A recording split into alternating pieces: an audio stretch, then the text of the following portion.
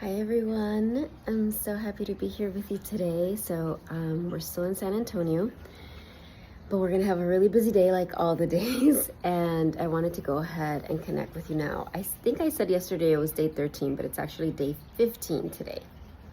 Amazing. So I'll probably send two videos out today. I have stuck to my commitment of doing one video every day for 30 days. Well, I'm not at 30, I'm at 15.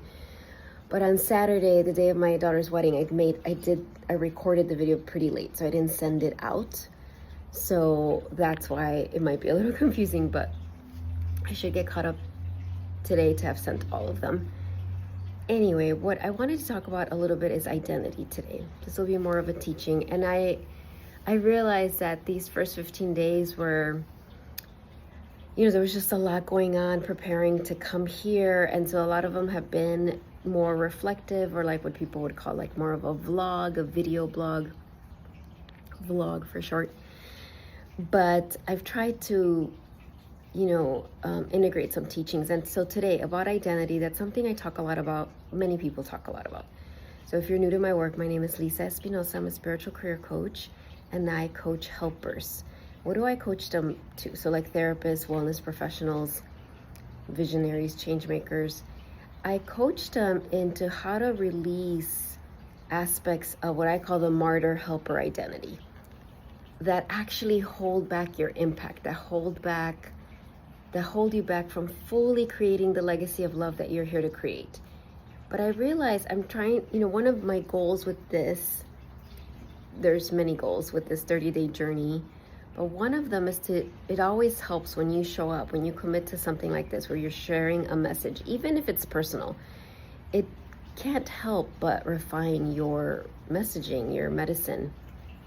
Even if it's not clear on the videos, afterwards I'm reflecting on it and I'm getting clarity. So I was really thinking about, well, let's start at the basic. What is your identity? What does that mean? What makes up an identity?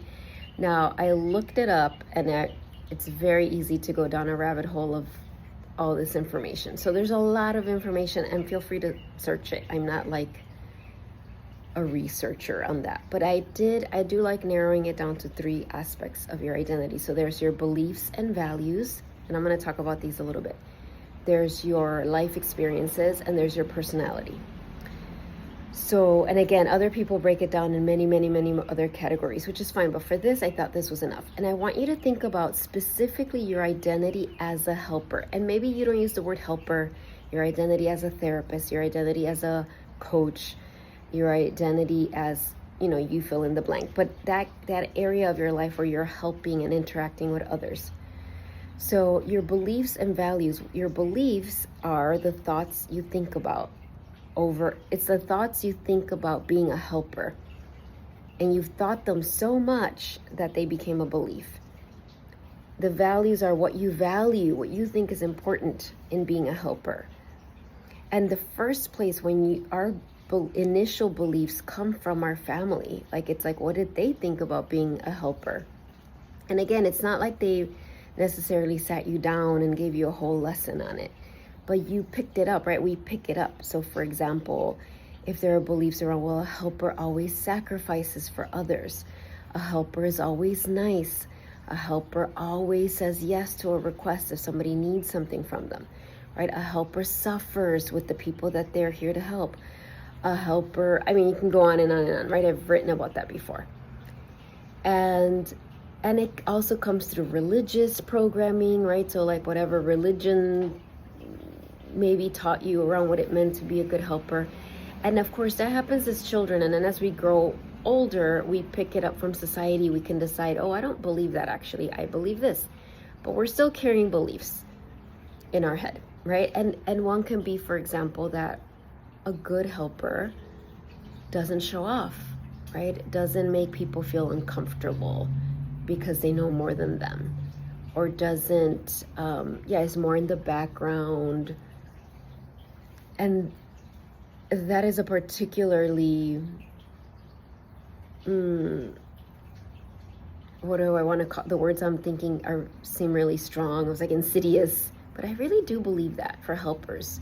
It's one of those beliefs that can really hold us back. So anyway, there's that part of your identity, your beliefs and values. And I'm sharing this so you can hear it and start exploring it. Start to recognize, what are my beliefs about being a helper? What are my values? And do I like them? Do I still want to believe those things? Are they actually helping me create the most impact? Or are some of them really slowing me down, holding me back actually from helping more people? The next one, your life experiences. I would call that your divine curriculum, right? Meaning like the curriculum that your soul developed for you. That was like, okay, you're going to go into the earth and you're going to have these experiences, many of them challenging, not all. And this is going to help shape and mold you as the helper you're here to be. So many helpers have that wounded archetype, right? So maybe, for example, before being a coach, I was a teacher. I was a middle school teacher. And it was so fun because at my daughter's wedding, one of her bridesmaids was a friend she had since grammar school, and I was her science teacher. Well, my kids went to the school where I taught. So when she walked in, I hadn't seen her in years. And she was like, Mrs. Bino, wait, what do I call you? Lisa's mom. And I was like, you can call me Lisa now. So we were reminiscing about when she was in my science class. But one of the reasons I went into teaching, and particularly teaching teenagers, teaching 7th grade, was because I had really awful teachers. And I'm sad to say that because obviously I love teachers and I love the teaching profession. But I had, especially in middle school, just teachers that were not, they were great in some areas of like academics, right? I was in the gifted program, so there was a lot of academic push. But I didn't have any teacher that connected with me just emotionally where I felt heard or seen or safe. And so I was really drawn to being a teacher because I wanted to create that safe space, particularly for teenagers.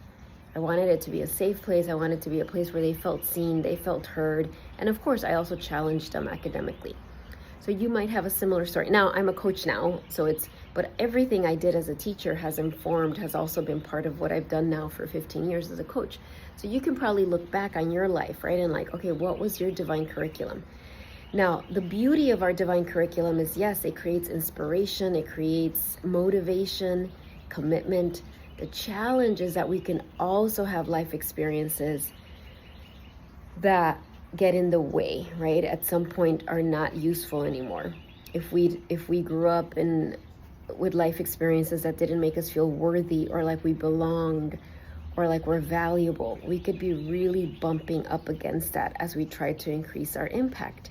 Right? This is part of what could also hold you back from sharing your expertise, right? So that life curriculum, right? If there was challenges with finances growing up, that could be something that still is part of, and it wasn't an accident that you experienced that. That was very much developing your compassion, your wisdom, your empathy. And now is the time to also look and see, well, what do I need to release still? Like what of that experience doesn't serve me anymore? And then there's your personality, right? Like you were given a personality, they were all holographs of the divine. So whether you're an extrovert, an introvert, whether your quirks, your likes, it's like your personality, but you can see how all of it is informed with the beliefs, values, and your life's curriculum. And so when we talk about shedding the martyr identity, when I talk about that, shedding the martyr identity and stepping into your sovereign self-identity, sovereign helper identity, especially here in this year of the snake, I'm not going to go too much into like, well, how do you step into the new identity? First, I just want you to explore, like, what is my current identity? And to know that you can change it. We can decide that identity doesn't serve me anymore, or that aspect of it. And I keep saying, I know we talk about going into the new identity, but I actually believe it's shedding what isn't true, what isn't real, and stepping into our true identity, because the world needs sovereign helpers. What does that mean? Helpers that are not in codependency, helpers that we're not struggling with issues of unworthiness, we're not holding our expertise back, we're not needing something back from the people that we're helping. Because all of that makes it harder for the divine, for your soul to work through you and create the miracles and answered prayers that you're here to create, the blessings that you're here to emanate into the world, the divine solutions, the creative solutions. I mean, if you look around at the world, at all the polarity, all the challenges, you know the world needs a different level of help. But if we're in the martyr identity, what we hear is, oh, I need to sacrifice more. I need to like it's very easy with everything happening in the world for that old identity to be triggered big time. And so what can happen is you go into burnout, or you get so overwhelmed that you just want to hide from the world. Neither of those is helpful. Okay, so I'm just going to leave it at that for today. Think about that. Maybe it's the beliefs and values. Maybe it's your life's curriculum. Maybe it's your personality. You want to do this with such compassion because your soul, that's how your soul's looking at it. There's no judgment, because a lot of these burdens that we picked up is because of the curriculum we agreed to have. I agreed to have, I know, a really challenging first 25 years of my life. And it's not like at 25 everything was just amazingly fun and easy. It wasn't. I was dealing with a lot of repercussions of the first 25 years of my life.